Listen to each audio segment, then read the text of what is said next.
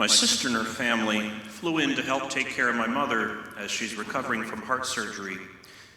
And I learned the hard way that there's certain things you need to do to prepare a house when there are going to be small children present, namely my just a little over a year-old niece who gets into everything.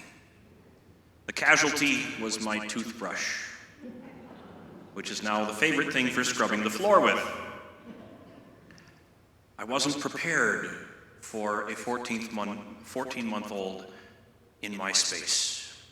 I wasn't properly prepared, and I suffered the consequences. Now, when it comes to the coming of Christ, especially the coming of Christ at the end of our lives, there's a whole lot more at stake than a toothbrush. How well are we prepared? And our Lord gives us this beautiful image in the gospel of these wise and foolish virgins, right? They have one job. And they're very familiar with oil lamps. They know how much oil it takes to get through the night. You're not going to survive on just what's in the bulb of the lamp itself. You need to bring extra. This is basic, everyday common sense, and they blew it. So how do we prepare for Christ? Are we wise? Are we really making priority of our readiness to meet the Lord? Or are we being foolish? Now, it's not that difficult, but it does take some diligence. There's a couple of things that we really need to do to prepare ourselves to meet the Lord. And there's the same things, by and large, that we do to prepare to meet Him in the Eucharist. The same things that we prepare to meet Him at our personal end, and the same thing we prepare to meet Him at the end of all things for the final judgment. Right? We start by forming our consciences. We start by educating ourselves and our families, really getting ourselves ready so that we know who we are meeting. Right? And there's a lot of tools available to us, but there's a couple of them that I just want to bring to your attention, right? Because I don't know that we mention them enough. Right? Forming your conscience, we have this beautiful tool we call formed.org. It's an online service, a lot like Netflix, but it's not just entertainment, it's education.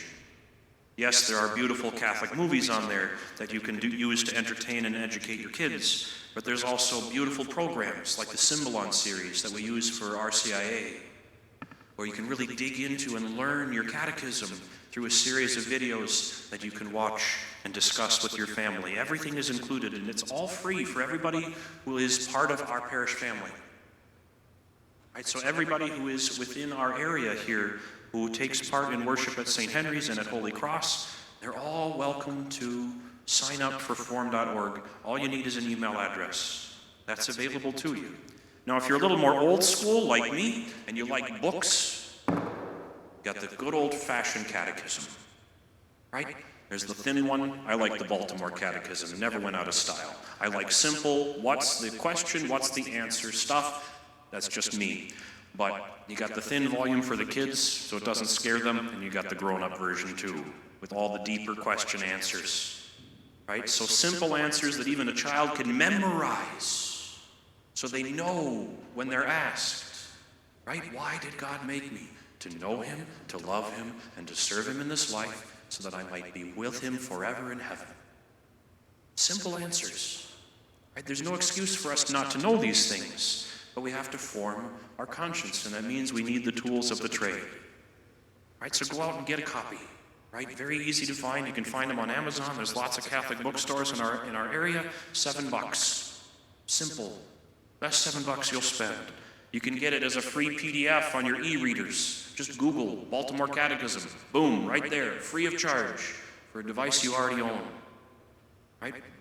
If you've got a smartphone, and you want to get into the habit of praying the way that priests and deacons do, so you have a little bit of scripture in your day every day in a regular rhythm so you don't have to think about it, but you're studying the Word, getting to know Christ in His Word on a regular basis. There's a bunch of apps. I recommend iBreviary, because that's the one that I use when I'm traveling, right? When I don't have my paper copy of the breviary with me, I have that app. It's free.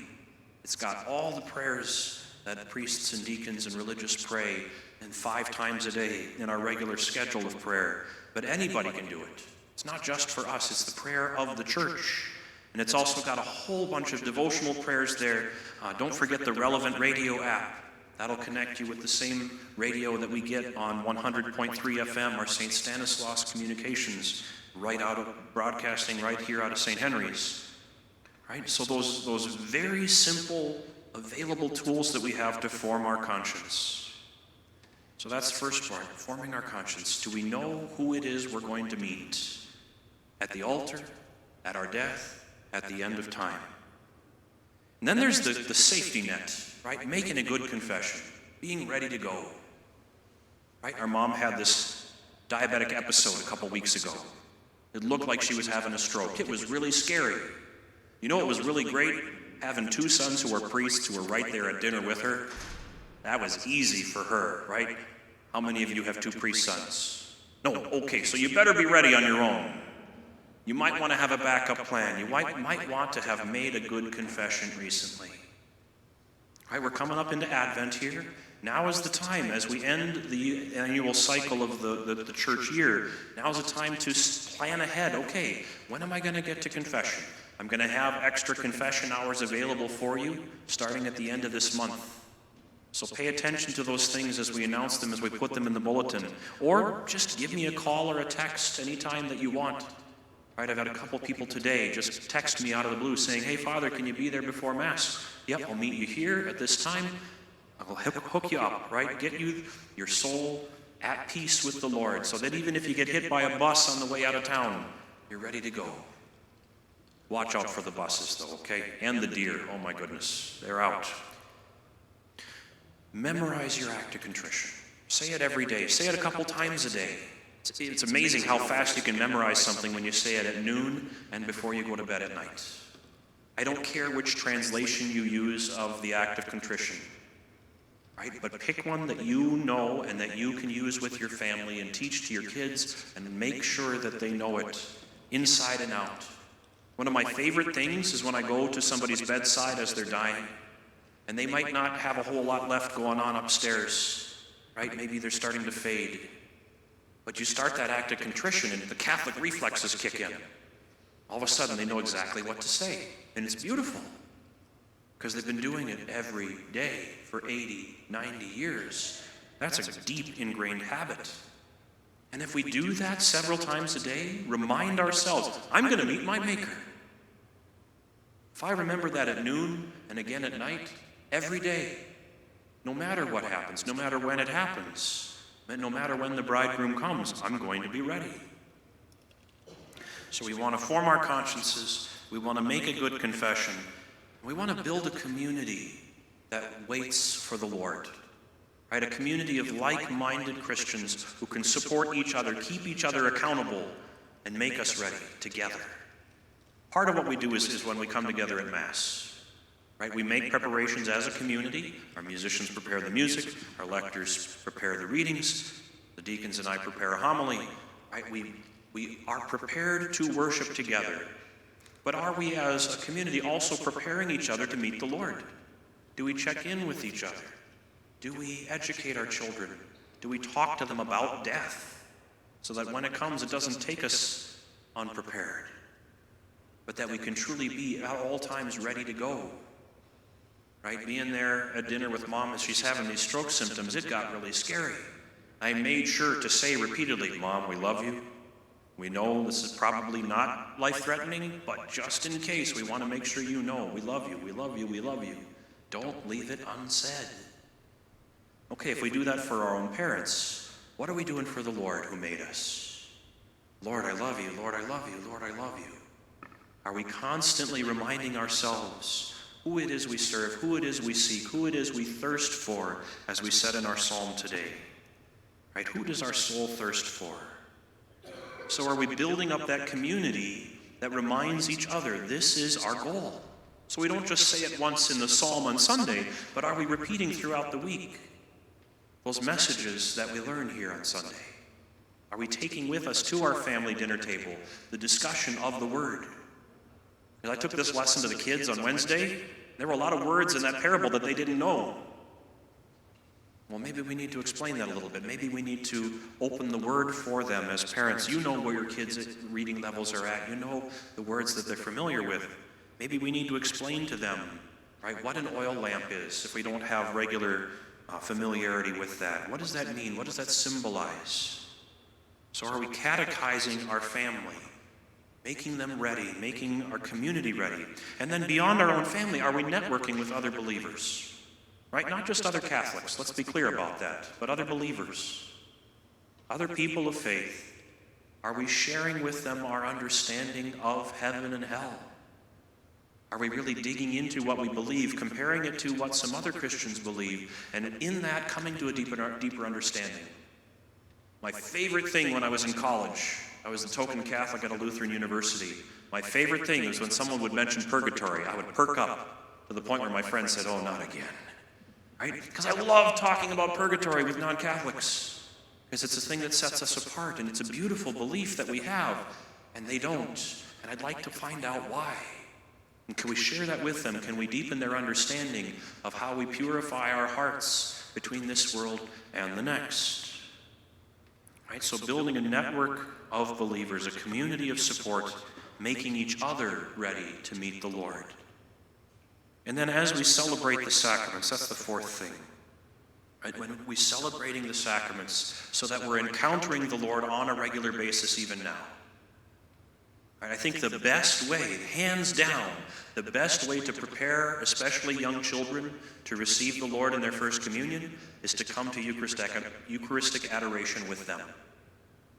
When you kneel down in that pew with your little ones and you have the time to speak with them about Jesus in the Eucharist, and you really connect with them on that level, even as they're too young yet to receive him physically, for them to connect with him in that moment, it's beautiful. I love seeing it. Right? I watched one uncle with his niece the other day in adoration. They weren't saying anything, but she had this big book about the Eucharist on her lap. And she's reading in the presence of the Eucharist, and she's learning about the Eucharist, and she's spending that time with her godfather and really soaking it all in.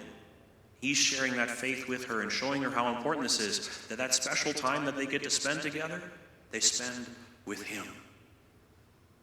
It's a beautiful influence, so that when they get to that age of knowledge and reason, where they can appreciate the gift they're going to receive, they've been fully formed, they've been exposed to it over and over and over again. So it's not just the white thing that they see up there that they want because everybody else gets it.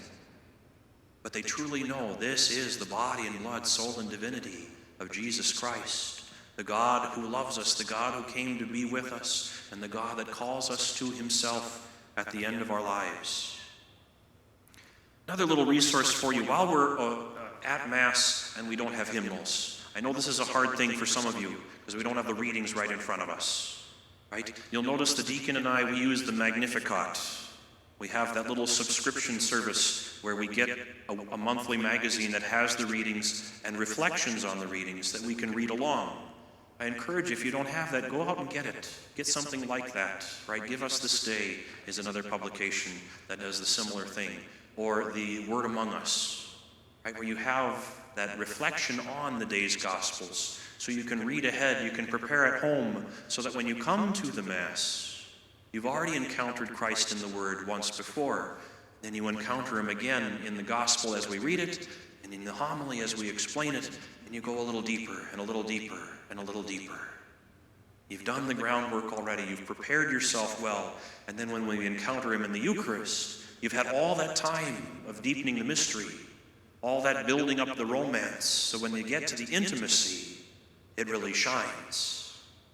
And you know what you're getting, who you are encountering, who we receive, and who we become in receiving him. Right? But ultimately, it comes down to that daily practice of readiness, preparing our hearts, forming our consciences, forming our families, and celebrating well the sacraments that get us in the habit of encountering him. Then when we meet our end, it'll be nothing new. When Jesus comes to meet us, we'll say, "Oh, good. I already saw you once this morning when I came for adoration." I already saw you this forenoon when we went to Mass together as a family. Now I get to be with you forever. Good. I've grown accustomed to this. I've prepared well. Now let's enter and celebrate in the wedding feast like those wise virgins, well prepared, well formed, and ready to meet our Maker.